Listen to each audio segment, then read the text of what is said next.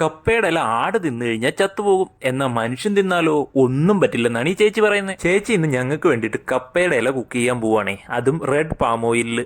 ഇതിന് വേണ്ടുന്ന സാധനങ്ങൾ: കപ്പയുടെ ഇല അരച്ച് കുട്ടപ്പനാക്കിയത്, കുറച്ച് റെഡ് പാം ഓയിൽ, സവാള അരിഞ്ഞത്, നിലക്കടല പേസ്റ്റ് ആക്കിയത്, ഒരു 3 മാഗി ക്യൂബ്, കുറച്ച് പച്ചമുളക്, ആവശ്യത്തിന് ചിക്കനും കുറച്ച് ഐബീനും. ആദ്യം ചേച്ചി ആ മാഗി ക്യൂബ് അങ്ങോട്ടെടുത്ത് നന്നായിട്ടൊന്ന് പൊടിച്ച് ചിക്കനകത്തോട്ട് വിതറി ഒന്ന് മിക്സ് ചെയ്തങ്ങ് വെച്ച് അതവിടെ ഇരുന്ന് സെറ്റാവുന്ന നേരം കൊണ്ട് ചേച്ചി മിക്സിയുടെ ജാറിലേക്ക് കുറച്ച് പച്ചമുളകും ഉള്ളിയും കൂടി ഇട്ട് നന്നായി അരച്ചെടുത്ത് അതിനുശേഷം ആ മാഗി മസാല പിടിച്ചിരിക്കുന്ന ചിക്കൻ നന്നായി വറുത്ത് കോരിയെടുത്ത് മാറ്റിവെച്ച് മസാലയായിട്ട് ഇവരാകെ ഈ മാഗി ക്യൂബ് മാത്രമാണ് ഉപയോഗിക്കുന്നത്.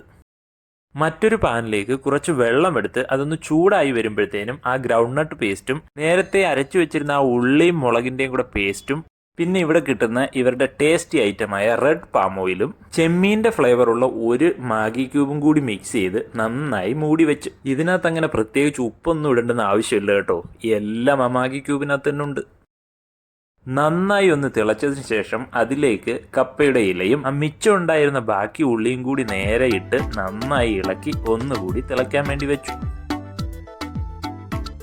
അതൊന്ന് നന്നായി വെന്ത് വന്നപ്പോഴേക്കും അതിലേക്ക് നേരത്തെ വേവിച്ച് വെച്ചിരുന്ന ഐബീനും ചിക്കൻ ഫ്രൈയും കൂടി ഓയിൽ തെളിയുന്നത് വരെ നന്നായി വേവിച്ചെടുത്ത്. ഇതാണ് കേട്ടോ നമ്മുടെ വെസ്റ്റ് ആഫ്രിക്കയിലെ സിറാലിയോങ്കാരുടെ കസവ ലീഫ് കറി. ഒരു ഇത്തിരി ചോറിൻ്റെ കൂടെ കഴിക്കാൻ പൊളി ഐറ്റമാണ് കേട്ടോ. ഇനി കപ്പയില കഴിച്ചിട്ട് തട്ടിപ്പോയില്ലെങ്കിൽ അടുത്ത വീഡിയോ ആയിട്ട് വീണ്ടും കാണാം.